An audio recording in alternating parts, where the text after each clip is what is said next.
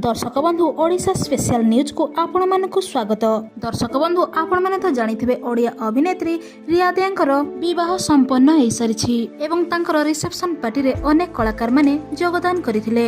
तेबे अभिनेत्री रियांकर विवाह को नै कोन रहिछि गुनगुनकर रिएक्शन चलंतु एई वीडियो माध्यम रे देखिबा। वीडियो को संपूर्ण देखि पूर्व वीडियो गोटे लाइक गोटे शेयर कर दियंतु एवं चैनल को सब्सक्राइब करि नथिले एवं सब्सक्राइब करि नियंतु।